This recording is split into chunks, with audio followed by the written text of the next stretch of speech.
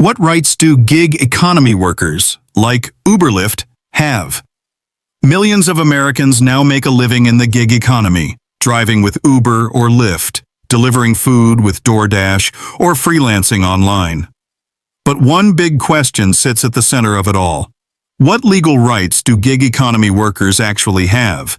Are they employees entitled to minimum wage, benefits, and overtime? Or are they independent contractors, with more flexibility but far fewer protections?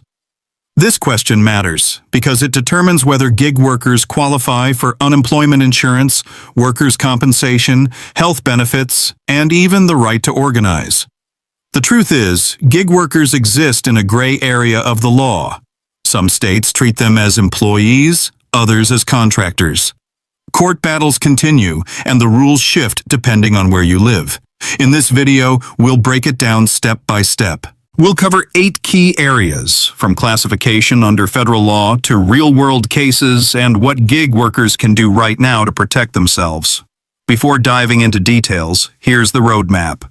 We'll look at 1. Why classification matters. 2. How federal standards under the F.L.S.A. and IRS apply.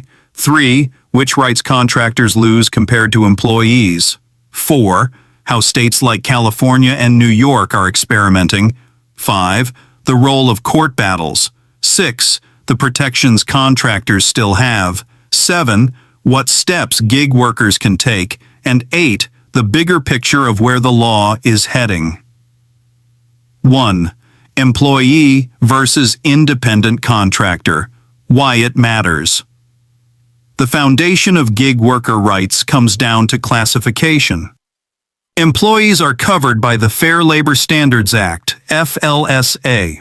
They get minimum wage, overtime, unemployment insurance, workers' compensation, and anti-discrimination protections.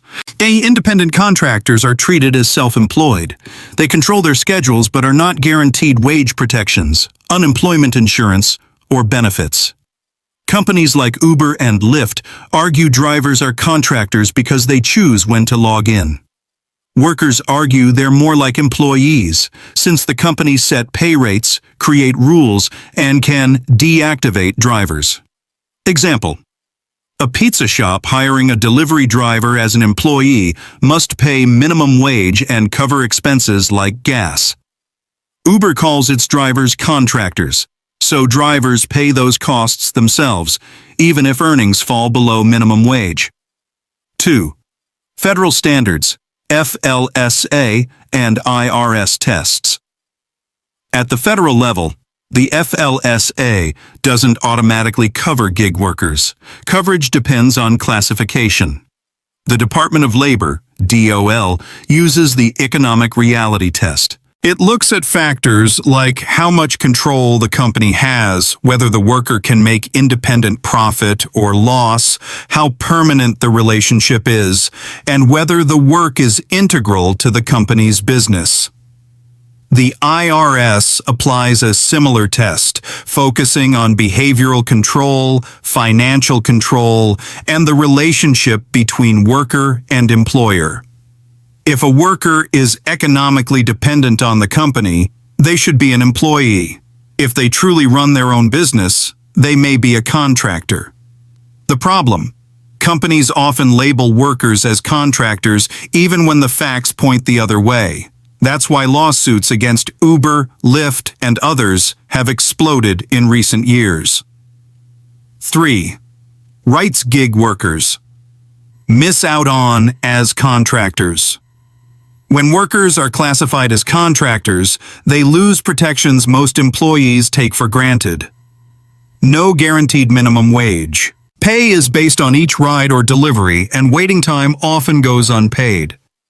No overtime. A driver working 60 hours in a week earns no extra rate. No unemployment insurance. If deactivated, contractors typically cannot collect benefits. No workers' compensation.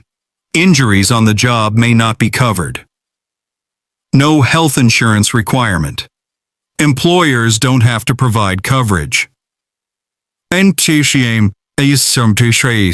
Weaker discrimination protections. Many anti-discrimination laws mainly cover employees. Example: a Lyft driver injured in a crash could face huge medical bills without workers' compensation unless they've purchased private insurance. 4. State-level laws: California, New York, and beyond. Some states have moved to expand protections for gig workers.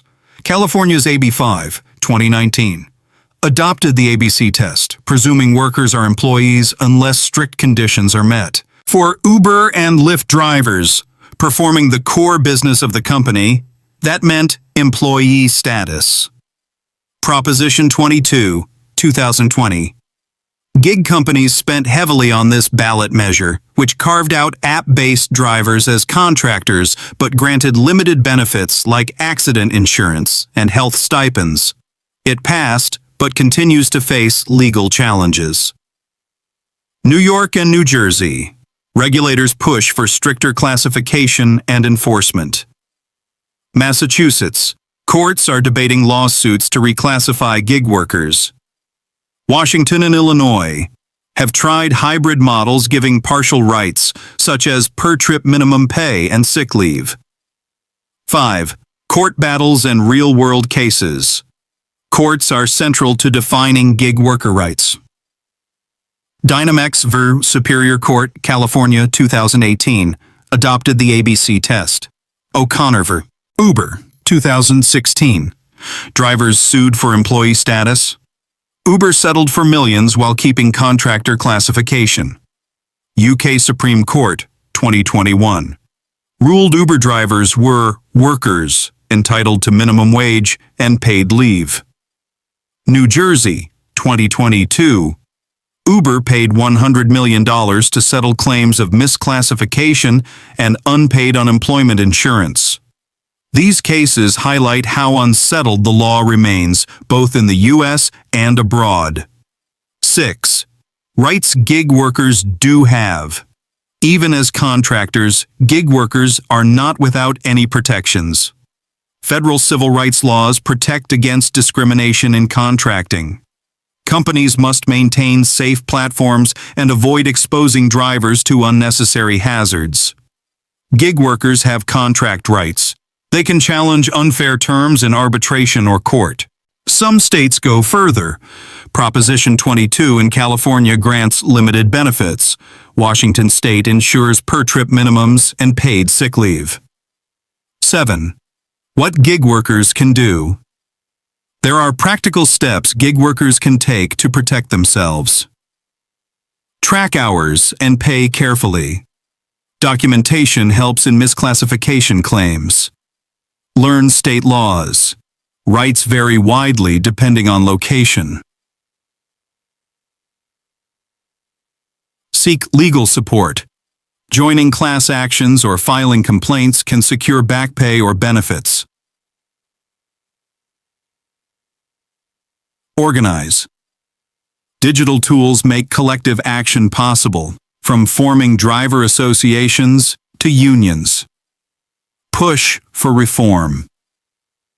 Worker coalitions already influenced laws like AB 5 and Washington's protections. Example: Uber drivers in Seattle formed a drivers' union and successfully lobbied for higher per-mile pay. 8. The bigger picture.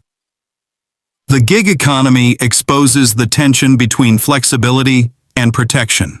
Companies emphasize independence and choice, while workers demand stability and fairness. The law is evolving. Federal proposals have suggested nationwide use of the ABC test. States are experimenting with hybrid protections. Courts continue to weigh in. For now, gig workers have fewer protections than traditional employees, but the momentum is shifting toward recognizing gig work as real work that deserves real rights. So, what rights do gig economy workers have? It depends on how they're classified. Contractors miss out on many core protections. No minimum wage guarantees, no overtime, no unemployment insurance, and no workers' comp. But states like California and Washington have carved out new benefits, and courts are increasingly skeptical of broad contractor labels. The bottom line, gig workers do have rights, but not the full set employees enjoy. That balance may change as laws and lawsuits continue. If this video helped explain the rules, share it with your coworkers. The more knowledge gig workers have, the stronger their voice becomes in shaping the future of fair work.